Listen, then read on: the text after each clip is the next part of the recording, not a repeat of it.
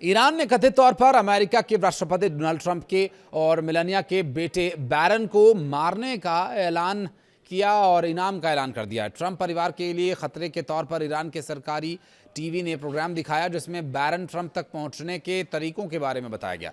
साथ ही उनकी हत्या करने वाले $10 मिलियन यानी करीब 95 करोड़ भारतीय रुपयों का ऐलान कर दिया गया है।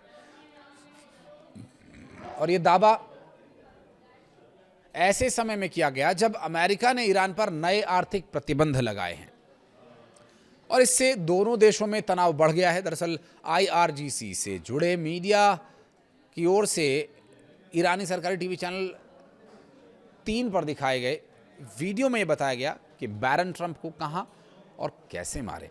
इसमें 20 साल के बैरन की गतिविधियों के बारे में जानकारी दी गई। क्लिप में दावा किया गया कि बैरन पर नजर रखी जा रही है। इसमें दावा किया जा रहा है कि एक लड़की सीक्रेट सर्विस की सुरक्षा को चकमा देकर बैरन के बगल में बैठ गई थी। ऐसे में उस तक पहुंचा जा सकता है। डोनाल्ड ट्रंप की पत्नी मेलानिया और बेटे बैरन को US सीक्रेट सर्विस से 24 घंटे सुरक्षा मिलती है और इस वीडियो में सुरक्षा से पार पाने का तरीका भी बता दिया गया है। वीडियो में दावा किया गया कि बैरन अपनी सुरक्षा से दूर Xbox पर वॉइस मैसेज और टेक्स्ट के जरिए बातचीत करते हैं। साथ ही वीडियो गेम और उनके दूसरे अकाउंट का पता लगाए जाने की भी बात कही जा रही है। ईरान के सरकारी टेलीविजन ने बीते महीने एक वीडियो जारी किया था जिसमें अमेरिकी फर्स्ट लेडी मेलानिया के बारे में बताया गया कि कैसे उनको मारा जा सकता है। उस वीडियो में ट्रंप की पत्नी मेलानिया के बारे में जानकारी दी गई थी। वीडियो में आखिर में कहा गया था कि बैरन ट्रंप, हमारा इंतज़ार करो, तुम्हारी बारी आ रही है। इसके बाद अब बैरन से जुड़ा वीडियो जारी किया गया है और अमेरिका ने बड़े पैमाने पर ईरान के खिलाफ आर्थिक प्रतिबंधों को लेकर ऐलान कर दिया। डोनाल्ड ट्रंप के ट्रेजरी सेक्रेटरी स्कॉट बेसेंट ने यही कहा कि ये अमेरिका का ईरान के खिलाफ अब तक का सबसे बड़ा आर्थिक अभियान है और इस अभियान का मकसद ईरान के आर्थिक संसाधनों और वित्तीय रास्तों को बंद कर उसे आर्थिक रूप से पूरी तरह से अलग थलग कर देने का है। बेसेंट ने कहा कि अभियान का उद्देश्य उन सभी आर्थिक रास्तों को बंद करना है जो ईरानी सरकार को सहारा दे रहे हैं। इससे तेहरान आर्थिक रूप से अलग थलग पड़ जाएगा। ईरान के सर्वोच्च राष्ट्रीय सुरक्षा परिषद के सचिव मोहसिन रेजाई ने ऐलान किया कि ये हुआ तो फिर एक बूंद तेल का भी निर्यात नहीं होगा। स्ट्रेट ऑफ हॉर्मुज से पर्शियन गल्फ तक सब कुछ बंद कर दिया जाएगा।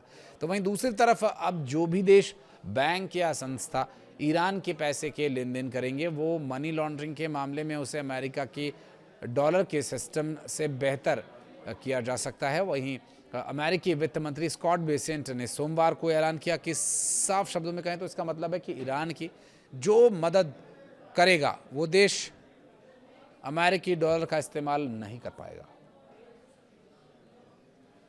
बेसेंट ने साफ शब्दों में कहा कि ईरान के लिए मनी लॉन्ड्रिंग करने वाले किसी भी संस्था को अमेरिकी डॉलर सिस्टम से बाहर कर दिया जाएगा।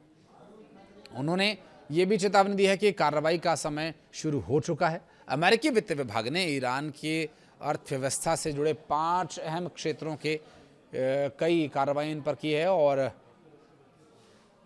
इनमें डिजिटल संपत्ति, तकनीकी और सोना, विमानन और समुद्री परिवहन शामिल है। अगर कोई देश या संस्था इस क्षेत्र में ईरान से लेन देन रखेगी तो उसे अमेरिकी प्रतिबंधों का सामना करना पड़ेगा।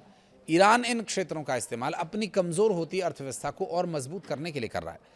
अमेरिका और ईरान के बीच तनाव के चलते स्ट्रेट ऑफ हॉर्मुज एक अहम मुद्दा बना हुआ है। दुनिया के तेल कारोबार का ये एक बड़ा हिस्सा है और इसी से समुद्री रास्ते से यहाँ से तेल होकर गुजरता है।